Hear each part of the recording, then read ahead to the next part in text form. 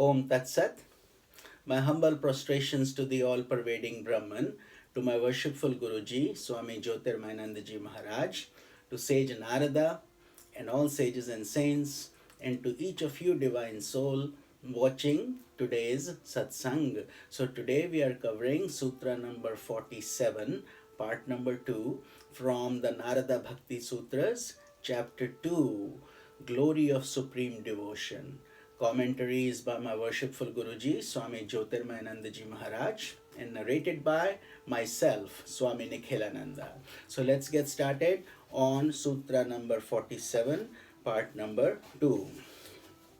So Sage Narada is guiding us on all the steps we need to take for attaining enlightenment and how we should be increasing our spiritual efforts. So he goes on to say, Nistraygunya, which means becoming free of the three gunas or modes of nature.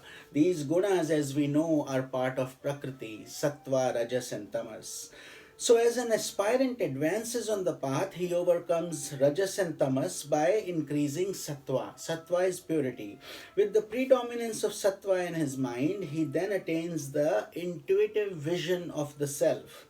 This enables him to rise beyond all the three gunas, as explained in the chapter 14 of the Gita, where it is explained in great detail about how the three gunas operate. So, while this state of transcending the gunas is natural to an enlightened sage, which means they can switch off the gunas at will, an unenlightened person must endeavor to attain it. So it will take a lot of practice for sadhaks to get to that state. When the mind is clouded by tamas, which is the principle of inertia and darkness, an aspirant should merely remain a witness to his thoughts and awaken his mind from its state of dullness. So the idea is not to give fan to the fire, but rather to try to control it. So when we are being bothered by tamas, just observe it from a distance and try to get it to the rajas state and to a different state. So when rajas, the principle of activity and passion, distracts the mind, he should bring it back to the spiritual target, which is the divinity, again and again. So this is where it takes spiritual effort and dedication. And when sattva, the principle of harmony and purity, dominates the mind, he should intensify one-pointed devotion to the divine self until the veil of illusion is lifted by the force of intuitional vision. That intuitional vision is called pragya. So till the point where we can see the light within us, we should continue the practice. Then, rising beyond the three gunas, he attains communion with the divine self, because the light is already there, but we are trying to remove all these obstacles that have prevented us from seeing that light. So in practical life, an aspirant should not allow himself to be overcome by the sway of the three gunas. And when sattva predominates, the mind becomes joyous. But due to ignorance, he is inclined to become attached to objects of pleasure. So we, even though we feel very good and happy that we are in sattva, we get caught because we like that experience so much. So we are still in that guna. So by promoting detachment, therefore, an aspirant tries to transcend sattva. When rajas develops, which is the activity, the mind becomes distracted and is inclined to develop towards hatred towards objects. By overcoming hatred, an aspirant reduces rajas. Rajas is activity. So it's a play of the three gunas, sattva, rajas, tamas. And when tamas comes, the mind becomes dull and vision becomes perverted.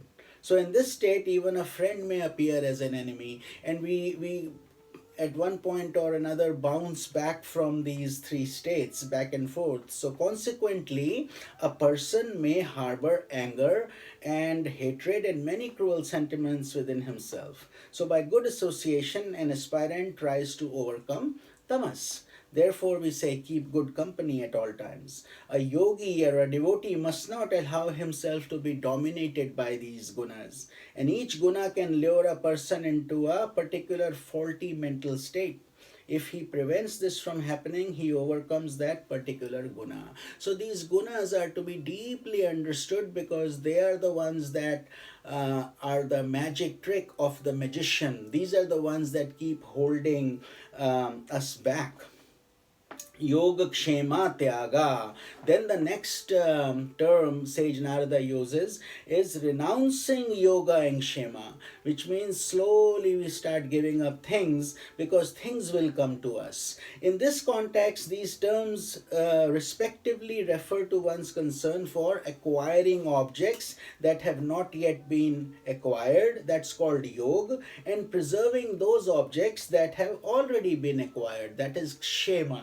And most people are worried about that, isn't it? They want things they don't have, and they don't want to lose the things they do have. So that is what, and even in Bhagavad Gita, Lord Krishna guarantees. He says, I will give, if you are a true devotee, yoga kshemam vahamyaham, I will take care of your needs and preserve what you have also. So most people are concerned with this, and therefore it's a great obstacle on the path of devotion.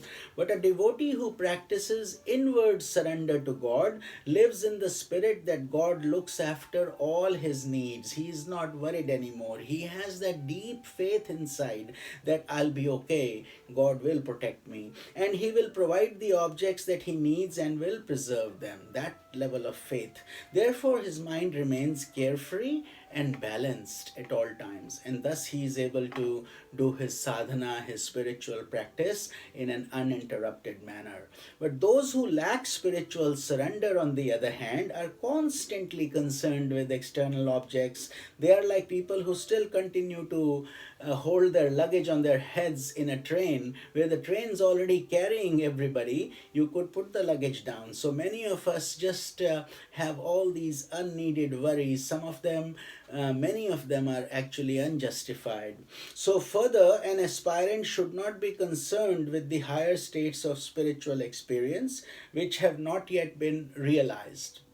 So don't overly worry about, I have not seen this, or that sadhaka is experiencing all these things. Each soul progresses according to their evolution. So we should not be concerned with securing the states that have been attained even in our spiritual sadhana. God is also protecting those. Your effort is never being wasted. Every little step you have taken is making you stronger and getting you closer to the goal. So thus, freed of all worries and preoccupations, he is able to develop single-pointed devotion to the Divine Self. That is the essence of this sutra. And we will be covering sutra number 48 tomorrow. This is Swami Nikhilananda. Om Tat Sat.